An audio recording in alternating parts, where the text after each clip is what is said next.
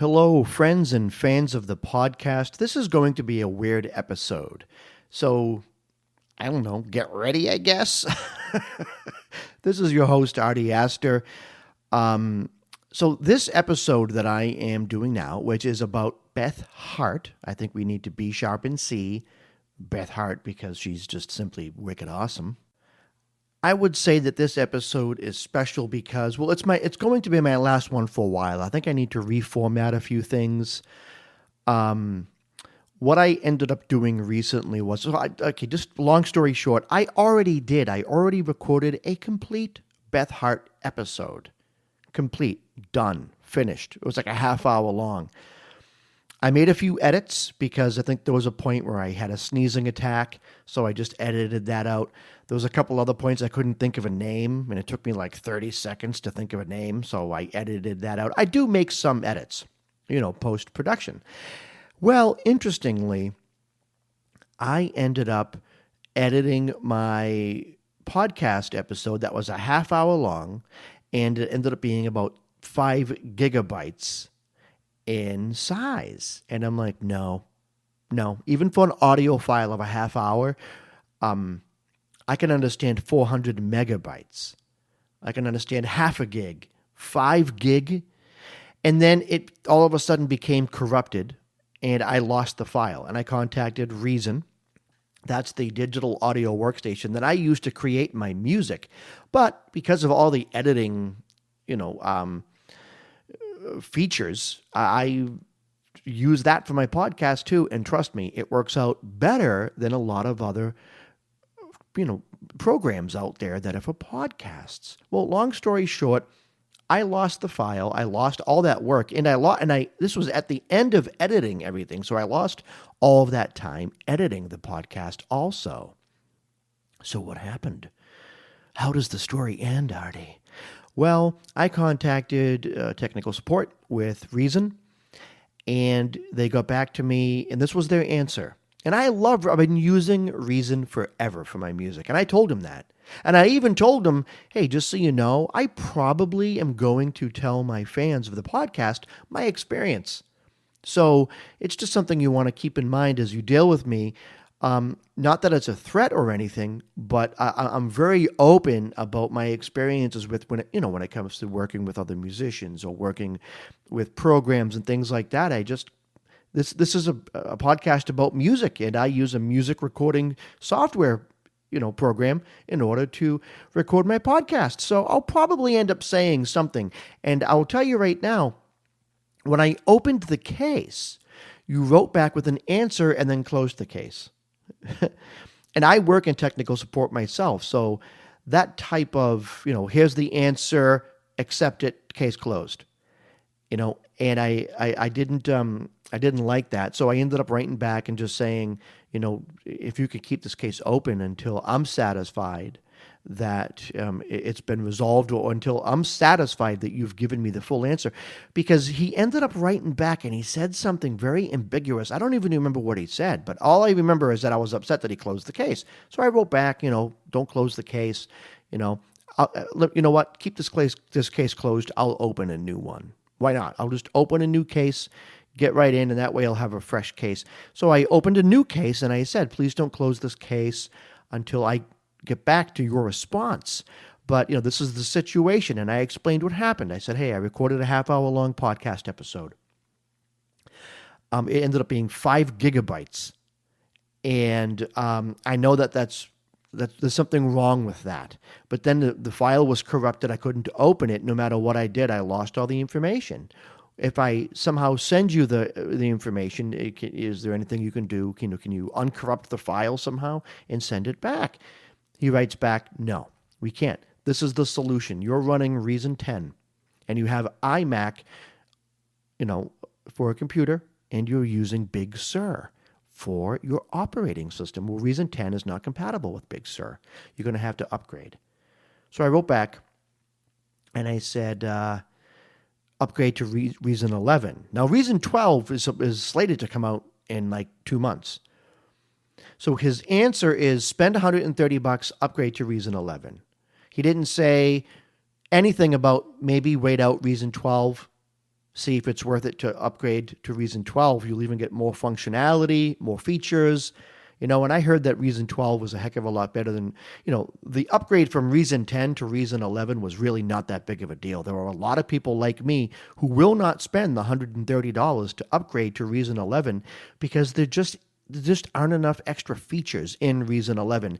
Everything you need to create music, including great plugins, great synthesizers, all of that is in Reason 10. And you can record audio, whether it's vocal or you can mic a guitar, mic a wind instrument. You can do just about any type of music production you need with Reason 10. Now, mind you, Reason 10 is $400. Brand new, bam, $399. So it's more than Logic Pro and some of the other ones. Now, Pro Tools, it's funny because you can get like a $1,500 version of Pro Tools or you can get a $300 version of Pro Tools. So I'm still trying to figure out if I were to change DAWs, would I change to Pro Tools? Would I change to Logic Pro or Logic, which is only $200, and it's actually made by Apple, so it's always going to be compatible with their operating system. So now, all that being said, I'm going through this decision-making process, and I even said to the guy, just out of curiosity, because I went to your website, and he closed the ticket. He closed the ticket after that answer.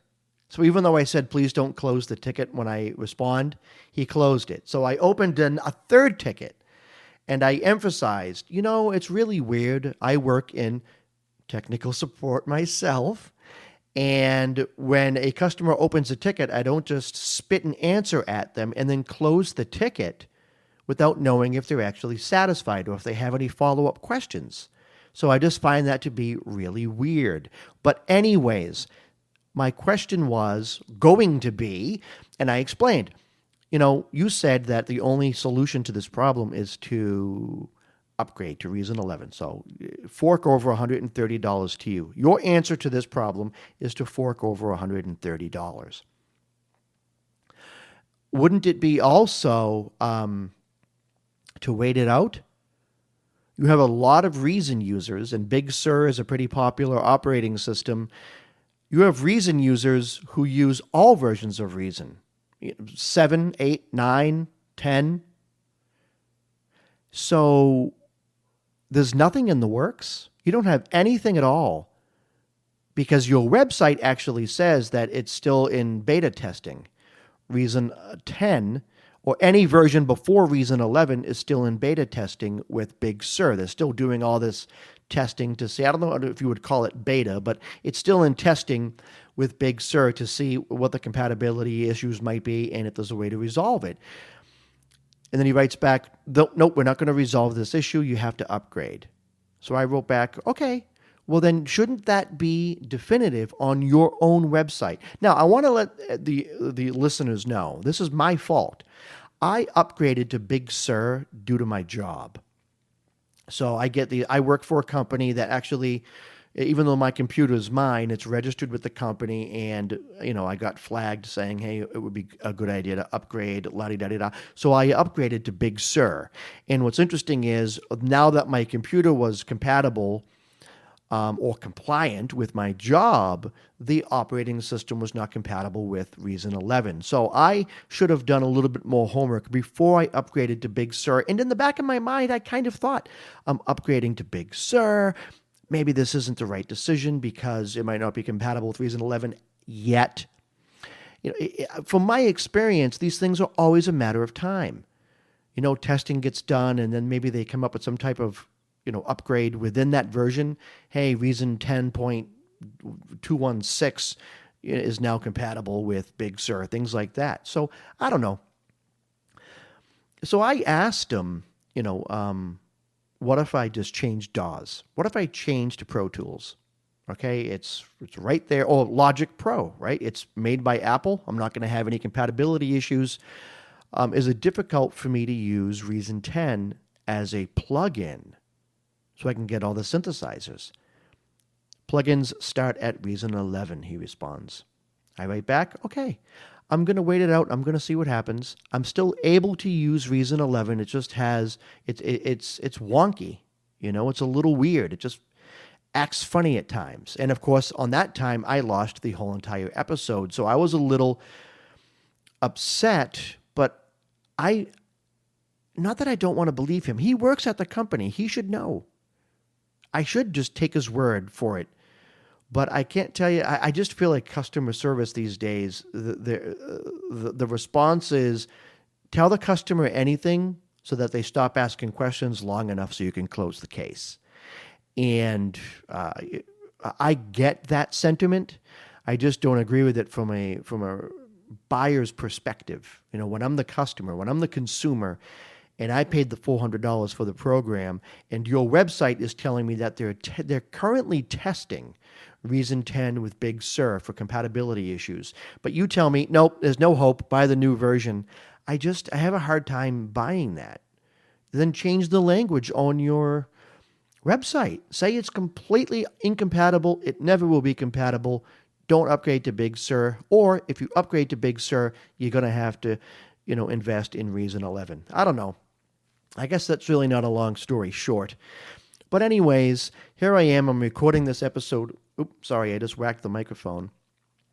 Here I am. I'm recording this episode again. I'm afraid to edit anything at this point because I don't know if I'm going to lose the information like I did last time. But I just wanted to talk a little bit about Beth Hart. Now, the reason why I want to talk about Beth Hart is because I was introduced to her late in life. I mean, she's been around actually for quite a while. If I'm not mistaken, it's the late 90s. And she had quite a career. And she, just even back then, you can kind of tell, like when she was on stage, she felt every lyric. But not only did she feel the lyrics, because what she does on stage, what she does is beyond an understanding of lyrical content. She has a visceral reaction, a physical, visible reaction to the melodies that she sings. And when a singer does that, when a singer gets up on stage and not only just sings beautiful, melodic phrases, but acts them out, she acts the way you feel as you're listening to her sing these melodies.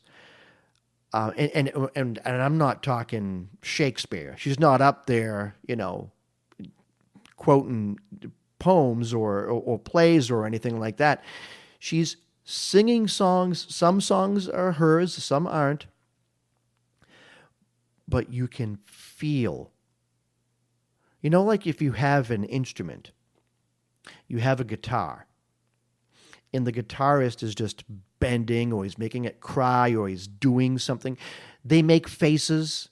The guitar, sometimes they hold at certain angles because, and they don't actually, some people think that guitarists hold the guitar at certain angles because they want to pose for the audience. They want to actually look cool. Believe it or not, the guitar, being a musical instrument, has some physical limitations. So there are certain things you cannot do holding the guitar regularly. So you have to kind of lean the neck up and maybe pull it closer to you as you're doing certain things.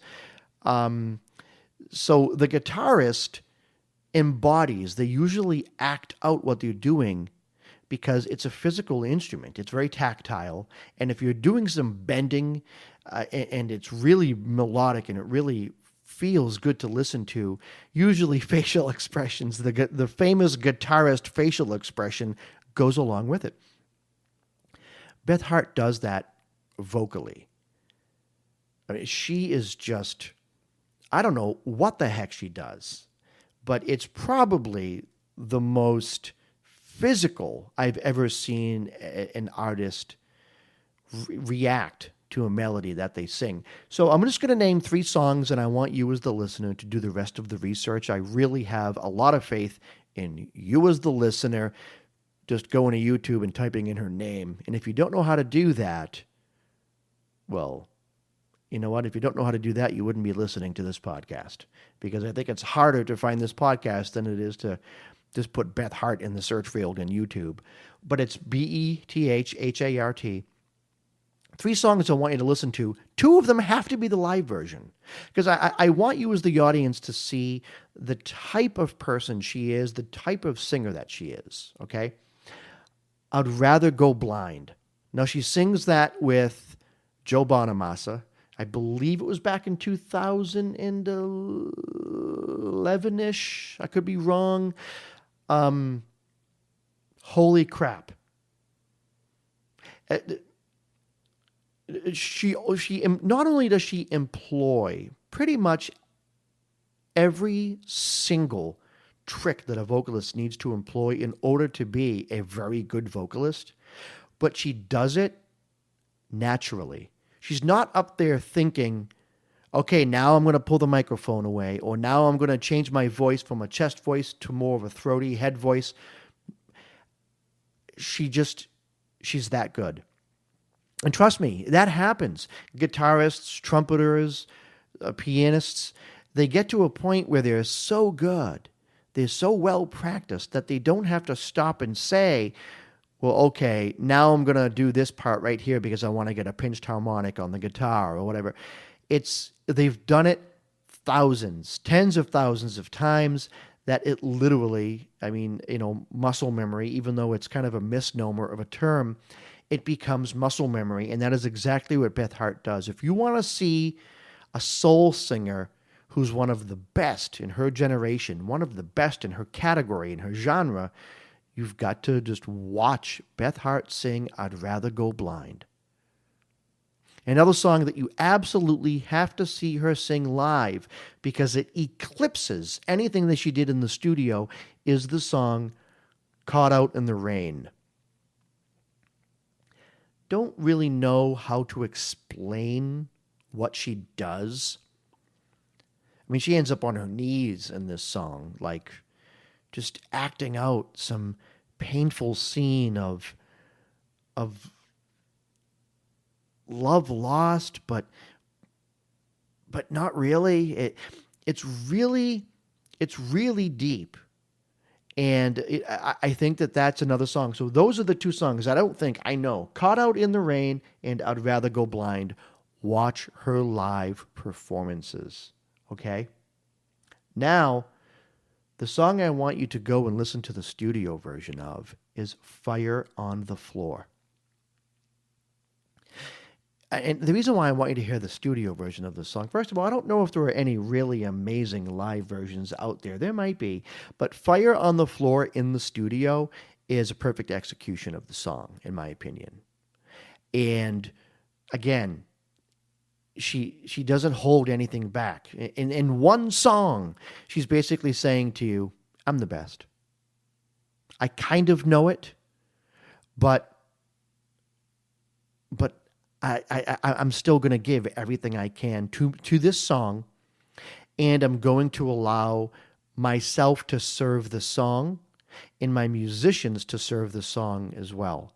So she's one of those singers, she understands that she's extremely talented. And trust me, she knows she's talented, but she knows being the best or one of the best is really this subjective term that people give her. She's good in her mind. She knows she's good, but she never wants to become just okay. She always works on her craft, and she understands that getting the heart involved is the most important thing. And it really is. Like Beethoven said, right? If you make a mistake or if you play a wrong note, who cares? But if you play a note with no feeling, then that's just a sin. I literally don't know, number one, if that was Beethoven. I think it was. Number two, I'm not even quoting it right, but it's a quote from a famous musician from decades or centuries ago. It's unforgivable to sing a note, to get up there and sing without feeling. And Beth will never do that. She always gets up there, always sings with feeling. So those are the three songs that I want you to listen to from Beth Hart. The live versions of I'd Rather Go Blind and Caught Out in the Rain, and then the studio version of Fire on the Floor. And I actually believe the album, it's 2016, the album is entitled Fire on the Floor. There are a bunch of good songs on that, but that one song really shows, in my opinion, just how intimate she becomes, not even with the lyrics, but with the melody. And that's something new. There are a lot of singers out there who can really relate to the lyrics, and they get up there and they show it in the way they sing it, and that's a beautiful thing when it's done. And I'm not knocking that. But Beth takes it a step further. She gets up there and she relates to the beauty of the melody she's singing. And she, like a guitar player who's kind of twisting and contorting and moving and pulling the guitar in certain ways in order to express himself the way he's trying to express himself. And I say he because every time I think of a guitar player, I think of my heroes, Joe Bonamassa and others that are just really good at guitar. But anyways, so just like a guitar player contorts himself and pulls himself and makes funny faces and does all these things, Beth, when she sings, she's reacting almost more to the melody, to the feel of the song than she is to the words. And I just find that to be really something special. So that's it. That's my episode. I'm going to take September off. So my plan is this, okay? This is my plan moving forward. Take off September. Start again in October and nix the 2 times a week. No more 2 episodes a week, 1 a week, Friday morning at 5 Eastern Standard Time. That's it. And when I do a special episode, if I release a song, if I do a movie review, if I do something like that, then I can record it and just throw it out there. But I believe that the episodes I do that are about musicians, once a week, Friday morning, that's it. But anything else I do extra, I can record it and just release it. I mean, I can literally record a podcast episode and release it and have it live on all streaming services in 5 minutes. And 5 minutes after it's being after it's done being recorded. I can't alter time yet anyways. But yeah, so those are the things that I'm planning on doing. Again, great support for the podcast. We appreciate the support. If there's an echo, it's because we had some renovations in the house and I actually changed offices and now I'm into a room that does not have soundproofing. So I might have to soundproof this new office, but I'll give it a listen in post and see how it sounds. So yeah, that's it. This is Arty Astor from B Sharp and C. You can follow us on Facebook or Instagram under B Sharp and C. You can email at us. You can email us or email at us, whatever you want. Keep it groovy, baby, at gmail.com. We do have a phone number. I don't know where it is.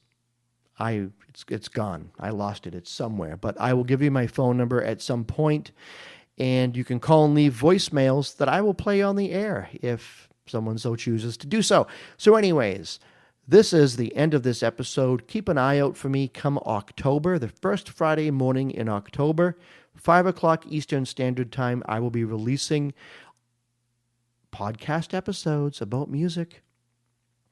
And anything else in between, I'll just drop right into all streaming services. And I will try to keep y'all up to date and entertained. Again, thanks again for the support. This is Arty Astor saying, keep it groovy, baby.